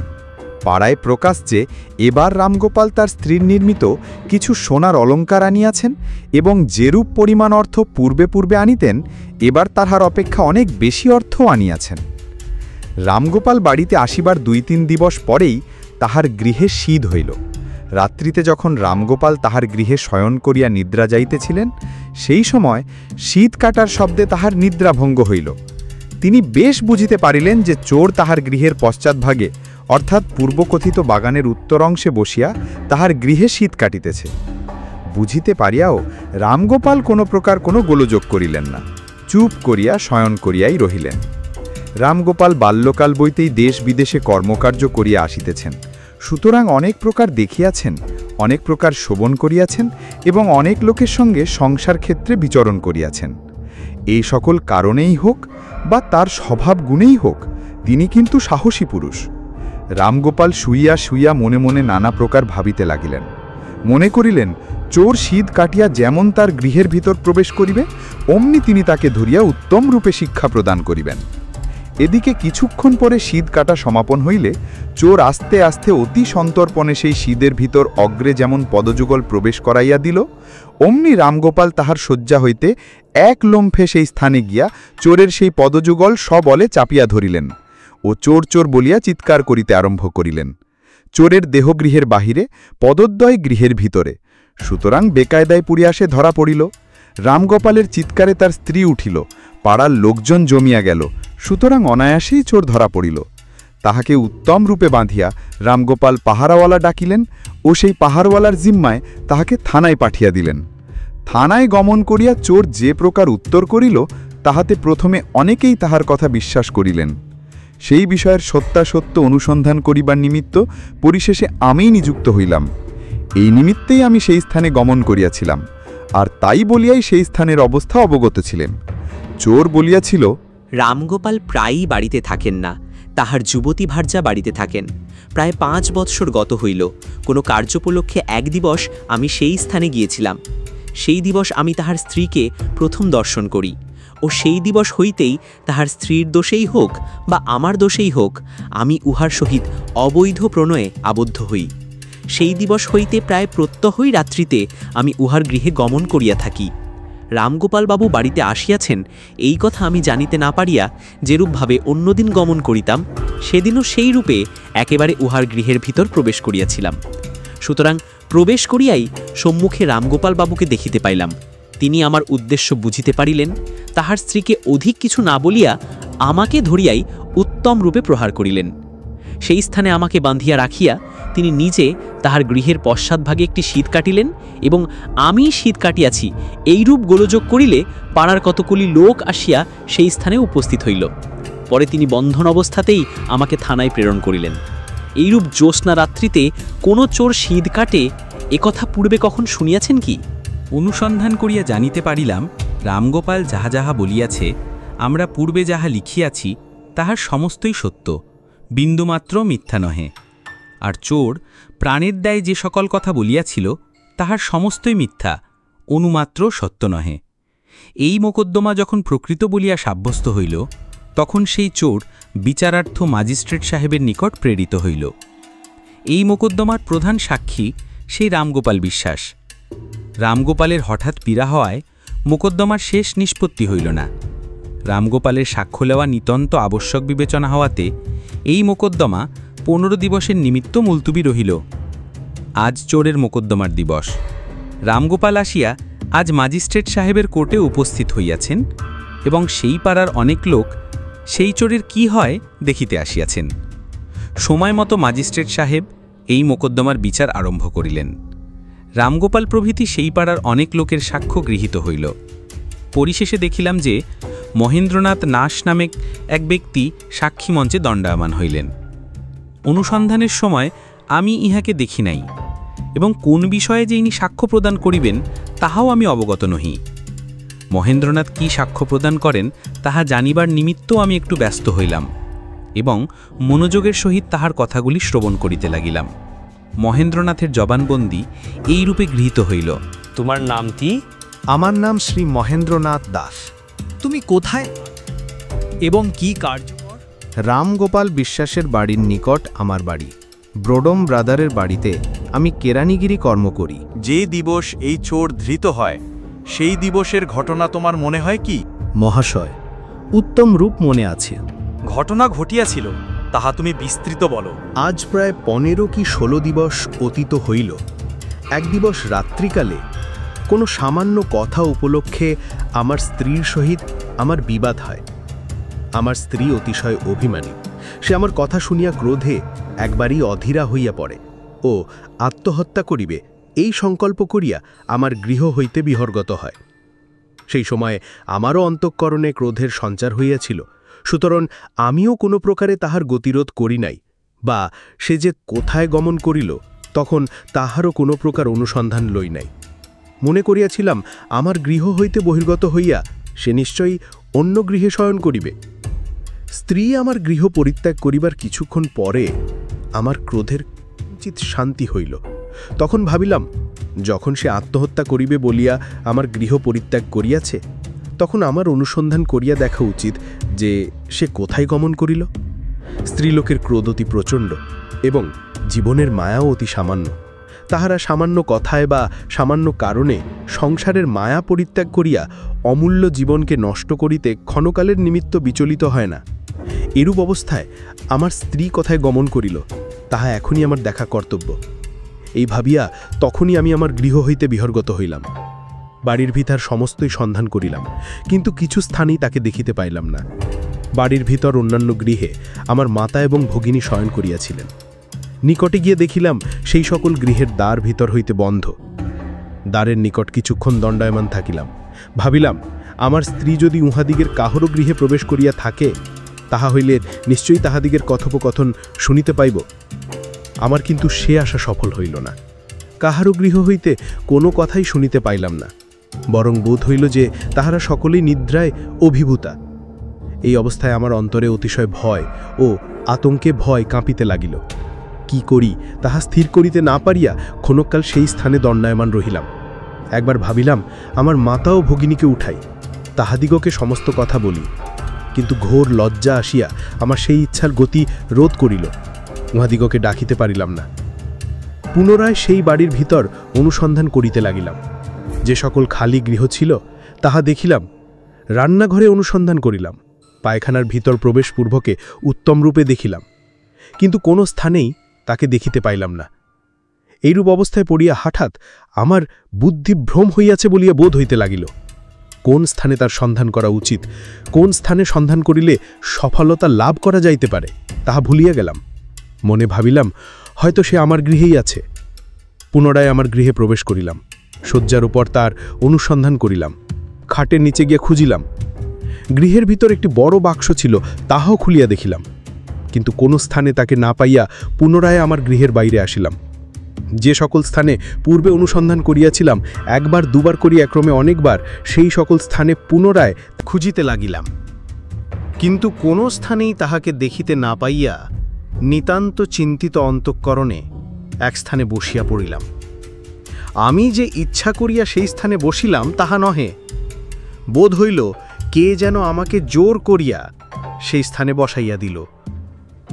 সেই স্থানে বসিয়া বসিয়া আমি নানা প্রকার ভাবিতে লাগিলাম, নানা প্রকার অমঙ্গল ঘটনার আশঙ্কা করিতে লাগিলাম। সেই সময়ে হঠাৎ খিড়কি ঘাড়ের উপর আমার দৃষ্টি পতিত হইল। তখন পরিষ্কার জ্যোৎস্নালোকে দেখিতে পাইলাম যে আমাদের বাড়ির খিড়কি আর খোলা। এই অবস্থা দেখিয়া হৃদয় আশায় পূর্ণ হইল। ক্ষণকালের নির্মিত্ত ভাবিলাম আমার স্ত্রী তার ঘুলিয়া বাড়ির বাহিরে বসিয়া আছে। অমনি সেই স্থান হইতে গাত্রোত্থান করিয়া খিড়কি ঘাড়ের নিকট গমন করিলাম। আশায় বুক বাঁধিয়া হাঁপাইতে হাঁপাইতে বাড়ি হইতে বহির্গত হইলাম, কিন্তু সে স্থানে কাহাকেও দেখিতে পাইলাম না। তাহার নিকটবর্তী স্থান সকল দেখিলাম, বাড়ির চতুষ্পার্শ্ব অনুসন্ধান করিলাম, কিন্তু কোনো স্থানেই আমার স্ত্রীকে দেখিতে পাইলাম না। যে আশায় হৃদয় হঠাৎ উৎসাহিত হইয়াছিল, সেই আশা হৃদয় হইতে সুদূরে পলায়ন করিল। অনন্যপায় হইয়া পাগলের ন্যায় এক স্থানে পুনরায় উপবেশন করিলাম।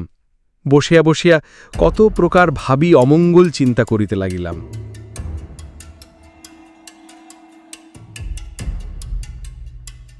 সেই খিড়কি দ্বারে আমি যে কতক্ষণ বসিয়া রহিলাম তাহা বলিতে পারি না। সেই সময় পরিষ্কার জ্যোৎস্নালোকে নিকটবর্তী সমস্ত স্থানই ভালোরূপ দেখা যাইতেছিল। নিকটবর্তী বাগানের ভিতর একটি আম্রবৃক্ষ তলে বোধ হইল কে যেন অতি স্থিরভাবে বসিয়া আছে।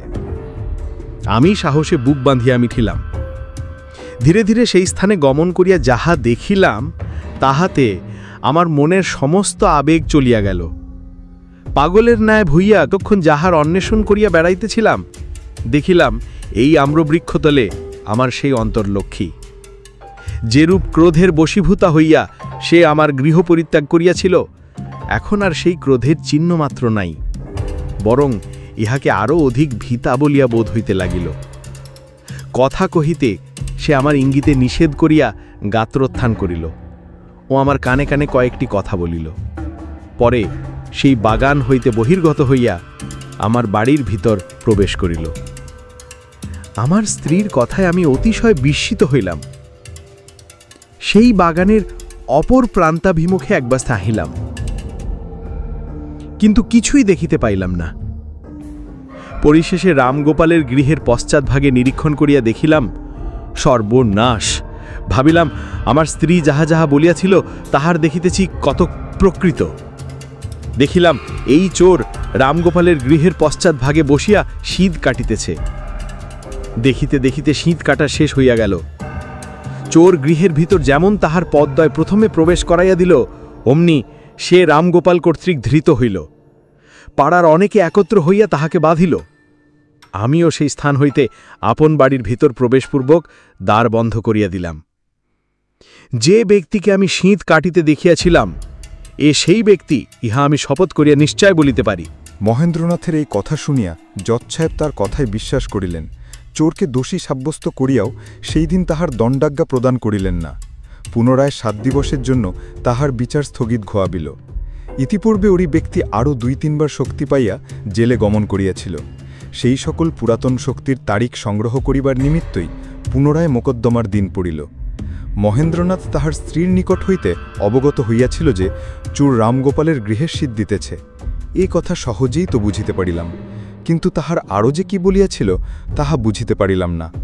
বাগানের অপর প্রান্তে যে কি দেখিবার নিমিত্ত মহেন্দ্রনাথ দৃষ্টি নিক্ষেপ করিয়াছিল তাহার বিন্দু বিসর্গও বুঝিতে সমর্থ হইলাম না। তাহার স্ত্রী যে কি বলিয়াছিল তাহাই জানিবার নিমিত্ত এখন আমার একান্ত কৌতূহল জন্মিল। হঠাৎ তাহার সেই প্রচণ্ড ক্রোধ কেনই বা অন্তর্হিত হইয়াছিল তাহাও জানিবার নিমিত্ত নিতান্ত উৎসুক হইলাম। আমি মহেন্দ্রনাথের বাড়ি জানিতাম। সন্ধ্যার পূর্বে একাকী তাহার বাড়িতে গমন করিলাম। মহেন্দ্রনাথ তাহার বাড়িতেই ছিল, তাহার সহিত সাক্ষাৎ হইল। মহেন্দ্রনাথ আমাকে চিনিত। প্রায় 2 ঘণ্টাকাল তাহার বাড়িতে বসিয়া বসিয়া উভয়ে অনেক গল্প করিলাম। পরিশেষে কহিল, তুমি ম্যাজিস্ট্রেট সাহেবের নিকট যে সকল কথা বলিয়াছিলে তাহার 2-1টি কথা বিশেষ করিয়া জানিবার নিমিত্ত আমার একান্ত কৌতূহল জন্মিয়াছে। সেই জন্য আজ আমি তোমার নিকট আগমন করিয়াছি। তুমি সেই ছুটিতে সেই বাগানের ভিতর তোমার স্ত্রীর নিকট হইতে কি কি কথা অবগত হইতে পারিয়াছিলে, তোমাকে তিনি কি দেখাইয়া দেবার চেষ্টা করিয়াছিলেন, তাহাই জানিবার নিমিত্ত জানি না কেন আমার মন অস্থির হইয়াছে। আমার কথা শুনিয়া মহেন্দ্রনাথ প্রথমে সকল কথা প্রকাশ কহিয়া বলিতে যেন একটি অসম্মত হইল, কিন্তু আমার অনুরোধ এড়াইতে না পারিয়া পরিশেষে সম্মত হইল।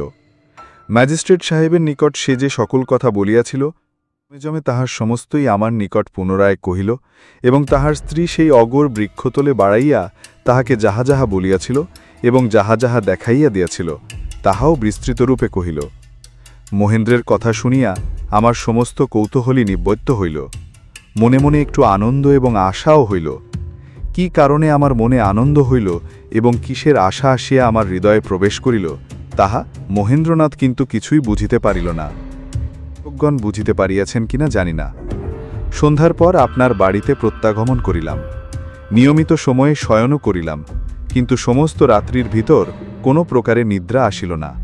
মহেন্দ্রের আমাকে যাহা বলিয়াছিল তাহাই ভাবিতে ভাবিতে এবং কোন উপায়ে অবলম্বন করিলে আমার অভিলাষ সুসিদ্ধ হইতে পারে তাহাই চিন্তা করিতে করিতে সমস্ত রাত্রি অতিবাহিত হইয়া গেল। পরদিবস প্রাতঃকালে হরিশবাড়ির জেলে গমন করিয়া সেই চোরের সহিত সাক্ষাৎ করিলাম। তাহাকে কহিলাম, সিদের মোকদ্দমার ম্যাজিস্ট্রেট সাহেব তোমার দোষ সাব্যস্ত করিয়াছেন, এ কথা সেই দিবস তুমি বুঝিতে পারিয়াছ কি? মুকুদ্দমায় আমার আর নিস্তার নাই, এ কথা আমি বেশ বুঝিতে পারিয়াছি। যখন তুমি বুঝিতে পারিয়াছ এই মোকদ্দমায় তোমার জেল নিশ্চয়, তখন যদি আমি তোমাকে কোনো প্রকারই বাঁচাইবার চেষ্টা করি তাহাতে তোমার কোনরূপ আপত্তি আছে কি?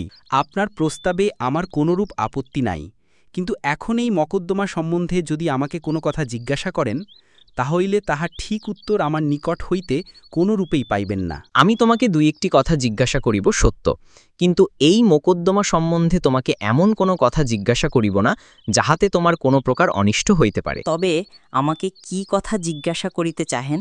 যে দিবস তুমি মহেন্দ্রনাথ কর্তৃক ধৃত হও সেই দিবস যে তুমি সেই স্থানে গমন করিয়াছিলে সে কথা তুমি কোনো প্রকারেই অস্বীকার করিতে পারো না। কারণ ইহা স্থির যে তুমি সেই স্থানে গমন করিয়াছিলে, তবে চুরি করিবার অভিপ্রায়েই যাও বা অন্য কোনো অভিসন্ধিই থাকুক। হ্যাঁ মহাশয়, আমি সেই স্থানে গমন করিয়াছিলাম সত্য, কিন্তু চুরি করিবার অভিপ্রায়ে গমন করি নাই। যে নিমিত্ত আমি গমন করিয়াছিলাম তাহা আপনাদিগকে পূর্বেই বলিয়াছি।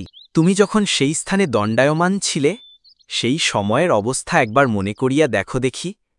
সেই সময়ে 2টি লোক সেই স্থান দিয়া চলিয়া যাইতেছিল, তাহারা তোমার পরিচিত। তোমাকে দেখিবা মাত্র তাহারা সেই স্থানে দাঁড়াইল এবং তোমার সহিত 2-1টি কথা বলিয়া সেই স্থান পরিত্যাগ করিল। কেন মহাশয়, সেই লোকেদিগর কথায় আপনার প্রয়োজন কি? পুনরায় কি তাহাদিগকে ডাকাইয়া আমার বিপক্ষে সাক্ষ্য নিয়াইতে চাহেন? এই মোকদ্দমায় তোমার বিপক্ষে প্রমাণ হইয়া গিয়েছে, সুতরাং তোমার বিরুদ্ধে অপর সাক্ষীর আর প্রয়োজন নাই। অন্য কর্মের নিমিত্ত আমি তাহাদিগর সন্ধান করিতেছি। যে অভিলাষে আমি উহাদিগর সন্ধান করিতেছি, আমার যদি সেই অভিলাষ সুসিদ্ধ হয় তাহা হইলে বোধহয় তোমারও বিশেষ উপকার দর্শিতে পারে। আমার অদৃষ্টে যাহা আছে তাহা তো হইবেই হইবে, কিন্তু উহাদিগের নাম জানিতে পারিলে যদি আপনার উপকার হয় তাহা হইলে আমি আপনাকে উহাদিগের নাম বলিয়া দিতেছি, আপনি লিখিয়া লউন। উহাদিগের নাম সাতকড়ি দাস এবং মামলাল দত্ত। সেই 2 ব্যক্তি কোথায় থাকে বলিতে পারো কি? তাহাও বলিতে পারি। যে স্থানে আমি দণ্ডায়মান ছিলাম তাহার কিছুদূর পূর্বে প্রসন্ন বাড়িওয়ালির বাড়ি, উভয়ই সেই বাড়ির ভাড়াটিয়া। সেই চোরের নিকট হইতে এই কয়েকটি কথা অবগত হইয়া আমি আপনার স্থানে প্রত্যাগমন করিলাম। স্নান আহার প্রভৃতি সমাপনপূর্বক যাহার অন্তঃপুরের ভিতর হ্রাস পাওয়া গিয়েছিল সেই বাবুর বাড়িতে উপনীত হইলাম। বাবু বাড়িতেই ছিলেন। একান্তে লইয়া গিয়া আমি তাহাকে বন্ধুভাবে 2-4টি কথা কহিলাম। আমার কথা শ্রবণ করিয়া তিনি নিতান্ত দুঃখিত ও মর্মাহত হইলেন।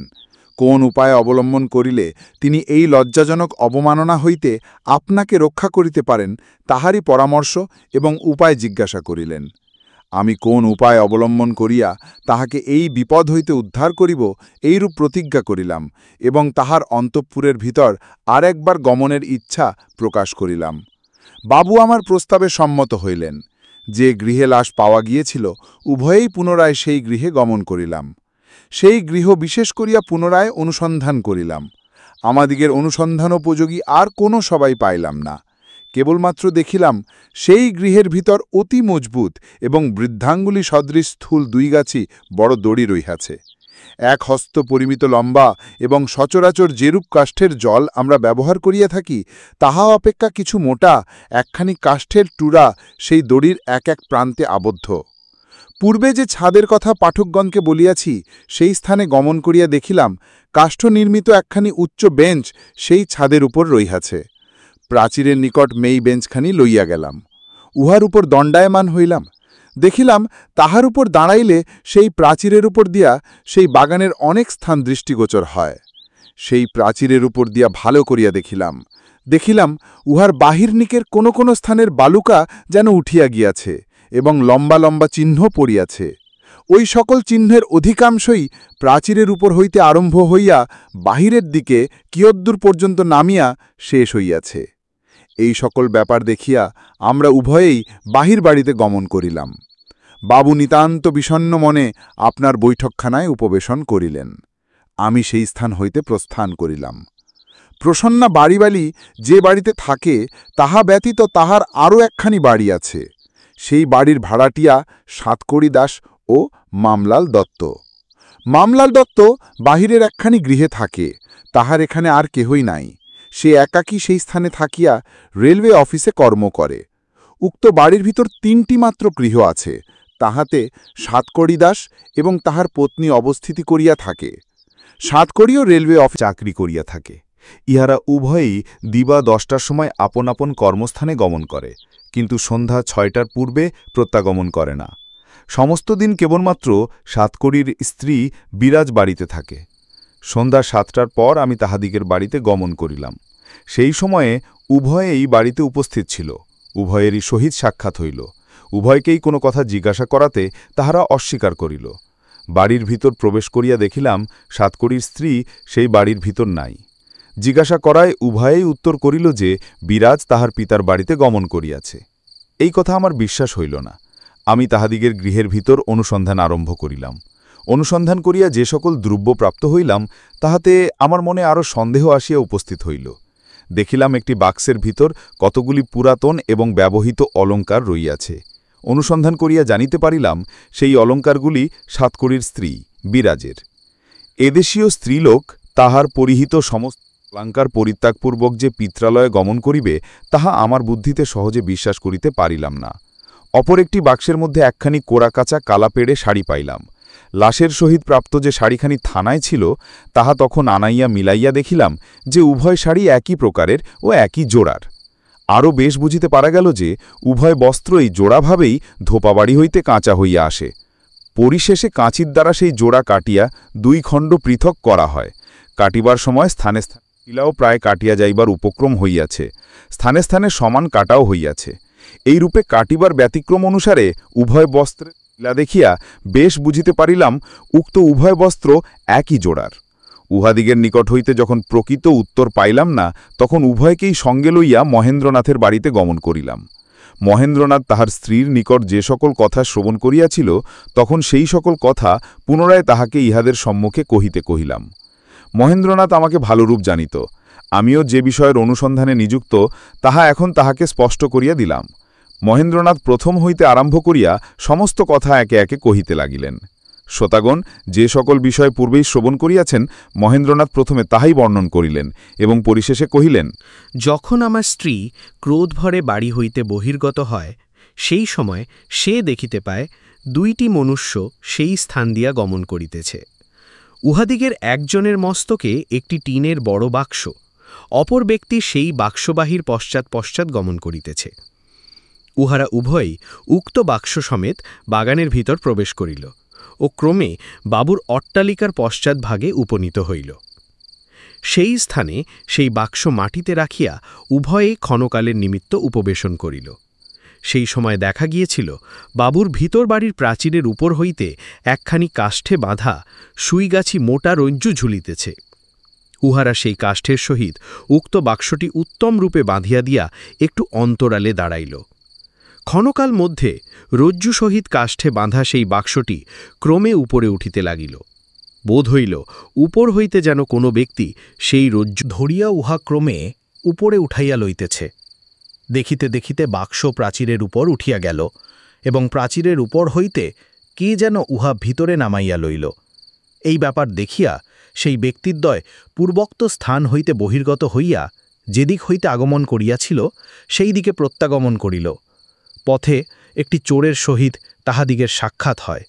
সেই চোর উহাদিগের পরিচিত বলিয়া বোধ হইল, কারণ সেই চোরের সহিত তাহারা দুই একটি কথা বলিয়া সেই স্থান হইতে প্রস্থান করিল।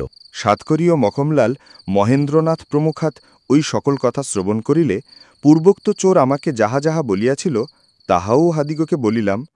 আরও কহিলাম, সেই চোরই তোমাদিগর নাম ও ঠিকানা আমাকে বলিয়া দিয়াছে বলিয়া আমি তোমাদিগকে ধৃত করিতে সমর্থ হইয়াছি। উহারা আরও দেখিল যে সাতকড়ির শ্বশুর বাড়িতে একজন কর্মচারী তক্ষণি প্রেরিত হইল। সেই স্থানে কর্মচারী গমন করিলেই অবগত হইবে তাহার স্ত্রী বিরাজ সেই স্থানে গমন করে নাই। এই সকল ব্যাপার দেখিয়া এবং উক্ত সকল কথা শ্রবণ করিয়া দেখিলাম উহারা যেন কিছু ম্লান হইয়া পড়িল ও পরিশেষে আপন দোষ স্বীকার করিয়া সমস্ত কথা সর্বসমক্ষে বলিয়া ফেলিল। মাখলাল দত্ত প্রথমেই কহিল, মহাশয়, আমি এখন সমস্ত কথাই প্রকাশ করিব, কোনো কথা গোপন করিব না। আপনি যাহা বলিলেন এবং মহেন্দ্রবাবুর নিকট যাহা শ্রবণ করিলাম তাহার সমস্তই সত্য, উহার একবর্ণ মিথ্যা নহে। যে দিবস এই ঘটনা ঘটে সেই দিবস নিয়মিত সময় আমি আমার কর্মস্থান হইতে প্রত্যাগমন করি। বাড়ি আসিয়া দেখি সাতকড়ি বাড়ির সদর দ্বারের উপর বসিয়া আছে। আজ তাহার চক্ষু রক্তবর্ণ, অথচ গভীর চিন্তায় নিবিষ্ট। আমি তাহার নিকট গিয়া দণ্ডায়মান হইলাম, কিন্তু সে কিছুই বুঝিতে পারিল না যে কেহ তাহার নিকটাগমন করিয়াছে। আমি তাহাকে ডাকিলে সে যেন নিগ্রহিতের ন্যায় গাত্রোত্থান করিয়া সেই স্থানে দণ্ডায়মান হইল, কিন্তু আমার কথায় কোনরূপ উত্তর প্রদান করিল না। কেবলমাত্র আমার হস্ত ধারণ করিয়া যে গৃহে শয়ন করিত সেই গৃহের ভিতর লইয়া গেল। সে যে আমাকে সেরূপভাবে ধরিয়া কেন তাহার গৃহের ভিতর লইয়া গেল তাহা প্রথমে বুঝিতে পারিলাম না, কিন্তু সেই গৃহের মেঝের সাতকড়ির স্ত্রী বিরাজ গড়াগড়ি যাইতেছে। তাহার ধড় এক স্থানে পড়িয়া রইয়াছে, মস্তক অপর স্থানে দেখা যাইতেছে। মৃতদেহ যে কেবলমাত্র দুই ভাগে বিভক্ত তাহা নহে, উহার উপর বোধহয় শতকোপের দাগ বসিয়াছে। এই সকল অবস্থা দেখিয়া আমি জিজ্ঞাসা করিলাম, এ কি? আর কি, আমি আমার স্ত্রীকে হত্যা করিয়াছি। আজ সেই পাপীয়সী কুলকলঙ্কিনী যেমন কার্যা করিয়াছে তাহার সেইরূপ উপযুক্ত প্রতিফল আমি সহস্তে প্রদান করিয়াছি। তোমার স্ত্রীর উপযুক্ত পুরস্কারও দিয়াছ, কিন্তু এখন তোমার উপায় কি? উপায় আর আমি কি বলিব? যাহা করিতে হয় কর, নতুবা অদৃষ্টে যাহা আছে তাহাই হইবে। আপনার প্রাণের মায়া করিয়া কে তাহার স্ত্রীর ব্যভিচার সচক্ষে দেখিতে সমর্থ হয়? এই অবস্থা দেখিয়া এবং সাতকড়ির মুখে এই কয়েকটি কথা শ্রবণ করিয়া আমারও হালয় বাস্তবিক কষ্টের উদয় হইল। যদি উহাকে কোনো প্রকারে বাঁচাইতে পারি তখন তাহারই উপায় উদ্ভাবন করিতে চেষ্টা করিলাম। একবার ভাবিলাম পুলিশে সংবাদ দিই, কিন্তু পরক্ষণেই ভাবিলাম পুলিশে এই বিষয়ে অবগত হইতে পারিলেই সাতকড়ির ফাঁসি নিশ্চয়। এরূপ অবস্থায় সংবাদ প্রদান না করাই ভালো। যদি কোনরূপ কৌশলে উক্ত লাশ স্থানান্তরিত করিয়া অন্য কাহার উপর সন্দেহ জন্মাইয়া দেওয়া যাইতে পারে, তাহা বলে সাতকড়ি বাঁচিলেও বাঁচিতে পারে। এইভাবেই আমি সাতকড়িকে সাহস দিয়া বহির্গত হইয়া গেলাম। এটি ভালো রকমের টিনের বাক্স জয় করিয়া আনিয়া উহার ভিতর উষ্ণ মৃতদেহ উত্তম রূপে প্রবেশ করাইয়া দিলাম। তাহার অঙ্গে যে সকল অলঙ্কারাদি ছিল তাহা সমস্তই খুলিয়া লইলাম। মনে করিলাম রাত্রিতে এই বাক্স লইয়া গঙ্গর জলে নিক্ষেপ করিব, কিন্তু সেই পথ অবলম্বন করিতে মনে মনে ভয় হইল। কারণ বড় রাস্তার উপর দিয়া সেই বাক্স লইয়া গমন করিবার কালে কোনো প্রহরী হস্তে যদি ধৃত হই, তাহলে আমাদিগের উভয়েরই বাঁচিবার আর প্রত্যাশা থাকিবে না। বিশেষত সেই ভারী বাক্স বহন করিয়া কত পথ লইয়া যাইতেও আমাদিগের মধ্যে কেহই সমর্থ নয়। এইরূপ অবস্থায় এখন আমাদিগের কি করা কর্তব্য তাহাই ভাবিতে লাগিলাম। সেই সময় হঠাৎ আমার মনে একটি কথার উদয় হইল। তখনই বাড়ি হইতে বহির্গত হইলাম, দেখিলাম মনে যে পথ অবলম্বনের চেষ্টা করিতেছিলাম সেই পথ পরিষ্কার অবস্থাতেই আমাদিগের সম্মুখে বর্তমান রইয়াছে। এই অবস্থা দেখিয়া পুনরায় বাড়িতে প্রত্যাগমন করিলাম। বাবুদের বাগানের পাশ দিয়ে যে সংকীর্ণ পথ আছে সেই পথ দিয়ে আমি কখন কখন গমনাগমন করিয়া থাকি।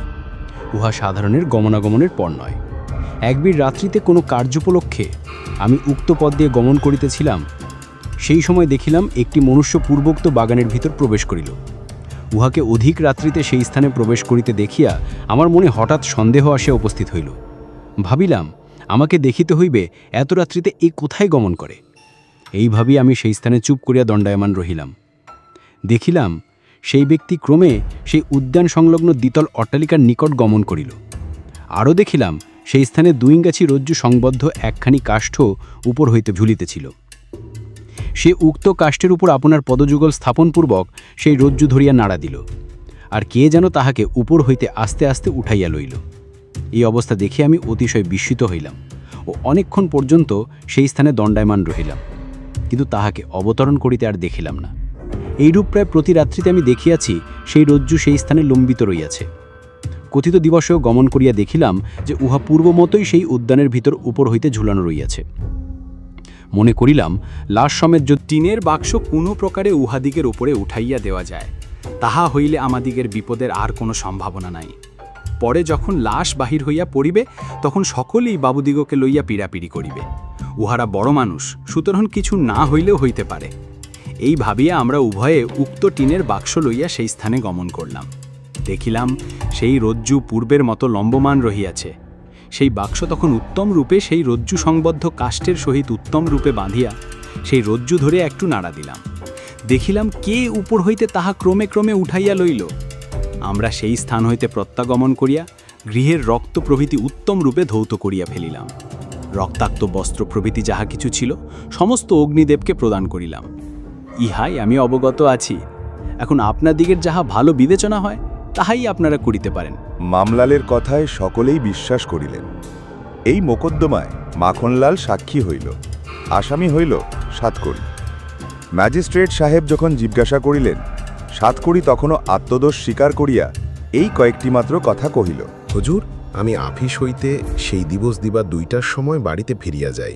গিয়া দেখি বাড়ির সদরদ্বার ভিতর হইতে বন্ধ, কিন্তু একটু জোর করিয়া ঠেলিতেই কুলিয়া গেল। বাড়ির ভিতর প্রবেশ করিলাম। আমার গৃহের দ্বার দেখিলাম কেবলমাত্র ভিরান আছে। তার ভিতর প্রবেশ পূর্ব আমি যাহা দেখিলাম তাহাতে আমার সমস্ত জ্ঞান বুদ্ধি লোপ পাইল। দেখিলাম আমার স্ত্রী একটি অপরিচিত পুরুষের সহিত আমার শয্যার উপর শয়ন করিয়া আছে। এই ব্যাপার দেখিয়া হঠাৎ আমার যে প্রচণ্ড ক্রোধের উদয় হইল, কোনরূপেই তাহা সংগত করিতে পারিলাম না। গৃহের বাহিরেই একখানি দা ছিল। দ্রুত পদে যেমন আমি উহা আনিতে গেলাম, দেখিলাম সেই অবকাশে পুরুষটি পলায়ন করিল। তখন অনন্য পায় হইয়া আমি আমার স্ত্রীকে সেই দা দিয়া কাটিয়া ফেলিলাম। জানি না সেই অবস্থায় আমি উহাকে কতবার আঘাত দ্বারা হত্যা করিয়াছি। পরিশেষে যাহা যাহা ঘটিয়াছিল তাহা আপনি মামলার নিকট অবগত হইয়াছেন। ম্যাজিস্ট্রেট সাহেব সমস্ত ঘটনার কথা শ্রবণ করিয়া এই মোকদ্দমা দায়েরায় পাঠাইয়া দিলেন। সেই স্থানে জুরির বিচারে দণ্ডবিধান হইল। এ দণ্ডে সাতকড়ির প্রাণদণ্ড হইল না, 2 বৎসরের নিমিত্ত কারাগার মাত্র। আমাদের পূর্বকথিত বাবুর বাড়ির কোনো লোকের যোগে এবং কারণে যে সেই বাক্স বাড়ির ভিতর উঠিয়া গেল তাহা জানিবার নিমিত্ত বিস্তর লোক হাইকোর্টে গিয়া উপস্থিত হইলেন।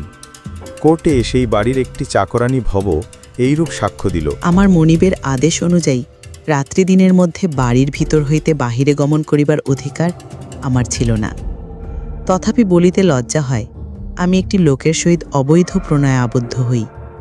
যখন কোনো ক্রমেই আমার মনোবস্থা পূর্ণ করিবার সুযোগ দেখিলাম না, তখন আপনি যেরূপ সুবন করিয়াছেন সেই উপায় অবলম্বন করিয়া গভীর রাত্রিতে আমি সেই লোককে উঠাইয়া লইতাম এবং সময় মতো তাহাকে সেই উপায় পুনরায় নামাইয়া দিতাম। রজ্জু সেই কষ্ট যতক্ষণ বাহিরে লক্ষ্যমান থাকিত, আমি ততক্ষণ সেই ছাদের উপর রজ্জুর নিকট বসিয়া থাকিতাম। বন্ধু শরীরেই বুঝিতে পারিতাম যে সেই ব্যক্তি আগমন করিয়াছেন। তখন সেই রজ্জু টানিয়া আস্তে আস্তে তাহাকে উঠাইয়া লইতাম। দোতলা ছাদের একখানি কড়িকাষ্ঠ বাগানের দিকে বাহির করছিল এবং সেই কড়িতে একটি কড়া আইকান ছিল। সেই কড়ায় একটি কপেলের ভিতর উক্ত রজ্জ গলাইয়া সহজেই টানিতে পারিতাম। যাহা হোক, এরূপে সেই মুভিটি আগমন করিয়াছেন বিবেচনাপূর্বক। যখন পূর্বগণ উপায় আস্তে আস্তে তাহাকে টানিয়া লইলাম, তখন দেখিলাম মানুষের পরিবর্তে আজ একটি টিনের বাক্স।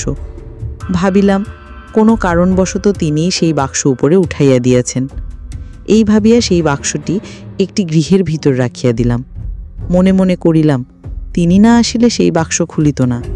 কিন্তু তাহাতে আর দেখিতে পাইলাম না, তিনি আর আগমন করিলেন না।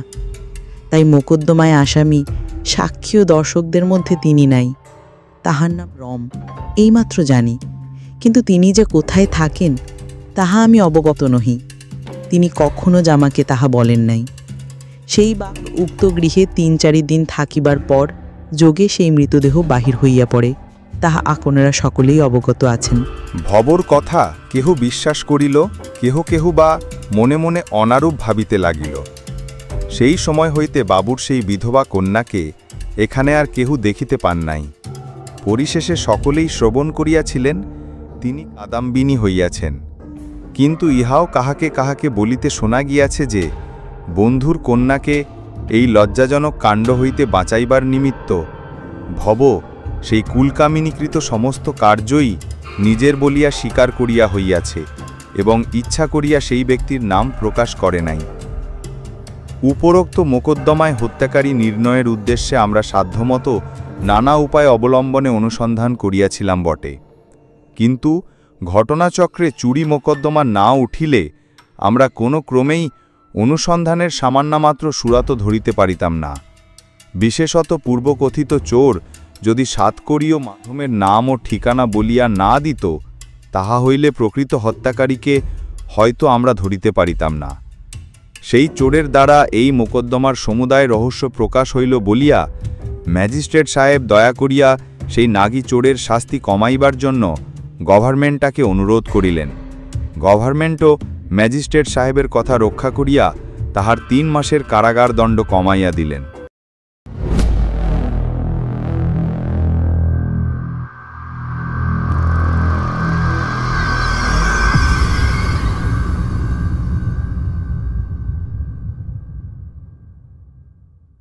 শুনছিলেন প্রিয়নাথ মুখোপাধ্যায়ের লেখা গল্প আসমানি লাশ।